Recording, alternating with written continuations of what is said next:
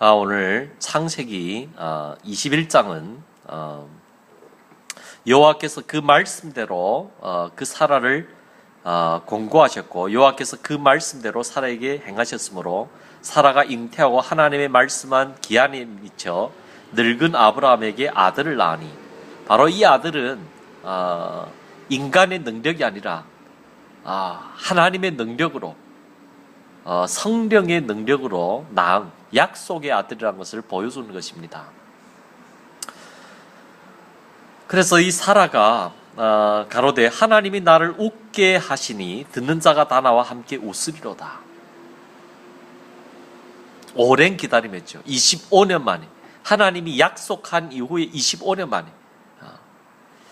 우리는 많은 현실의 어려움 때문에 세상과 타협하고 하나님의 말씀을 포기하는 경우가 너무 많은 것입니다. 그런데 오늘 하나님의 말씀은 그 신실함, 이 25년간 기나긴 세월을 통해서 인간이 할 수 있는 모든 노력, 그것을 다 시도했지만 모든 것이 수포로 돌아갈 때까지 하나님은 역사를 하지 않는 것을 볼 수가 있습니다. 이제는 모든 걸 내려놨을 때에 인간으로서는 불가능하다고 100% 확신할 때에 하나님이 역사하시는 겁니다. 그래서 하나님께서 인내는 하나님의 지혜라고 하는 것입니다.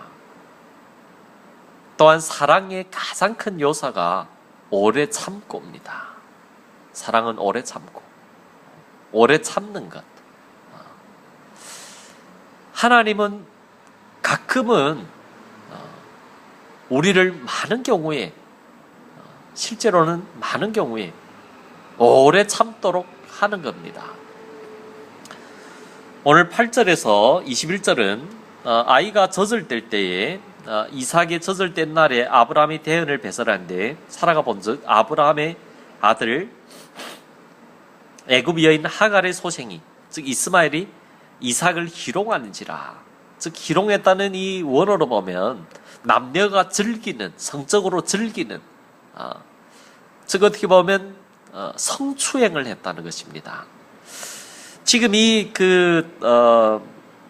이스마엘은 이때쯤 돼가지고 나이가 10몇 세의 소년으로 지금 할례도 받았는데, 하나님께 할례를 받았다는 것은 이 아브라함이 언약을 주셨는데 그 언약의 의미를 깨닫지 못하고,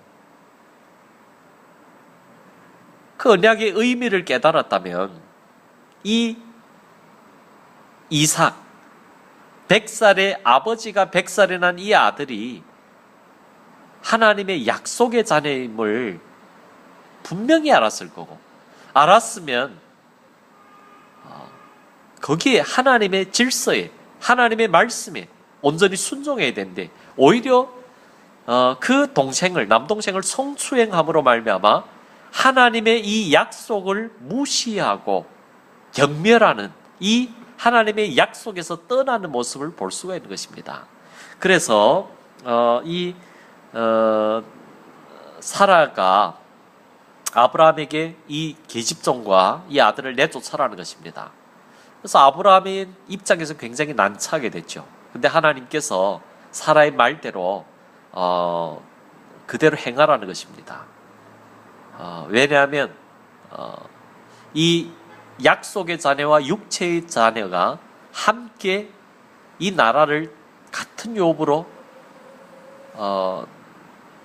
받을 수 없다는 것을 보여주는 것입니다.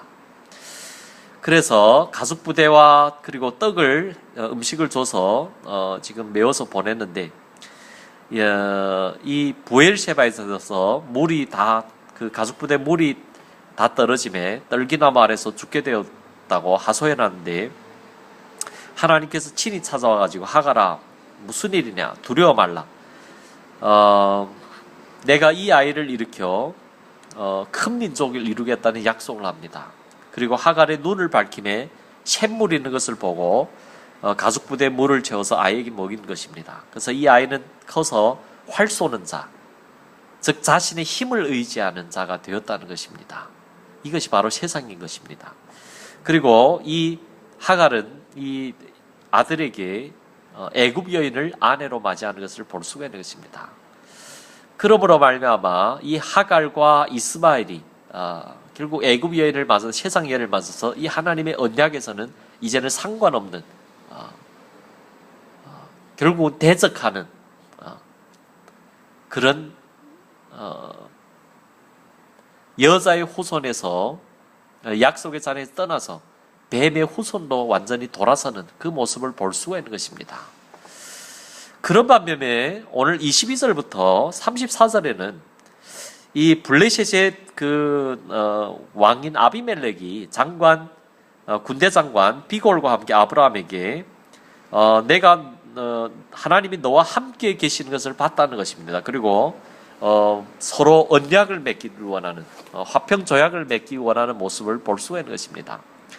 그래서 아브라함이 그 아비멜렉의 종들이 아브라함의 우물을 빼앗은 것에 대해서 아비멜렉을 책망하는 모습을 볼 수가 있습니다.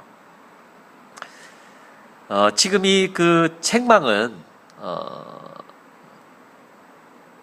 이 책망을 듣는 아비멜렉은 자기는 모르는 일이라고 합니다. 즉 이 아브라함의 변화된 성품을 볼 수가 있죠.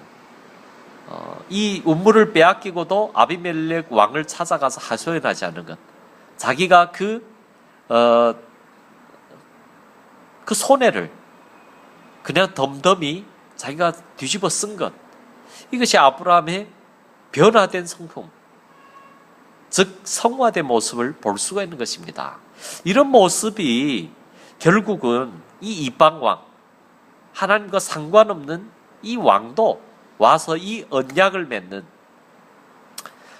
오늘 이 아브라함의 육체로 난 자식은 하갈과 이 이스마엘은 떠났지만 오히려 하나님께서 전혀 예상치 않은 이 이방 나라 왕이 이 약속 안으로 들어오기를 원하는 그 모습을 볼 수가 있는 것입니다. 하나님 나라는 오늘 이와 같은 것입니다.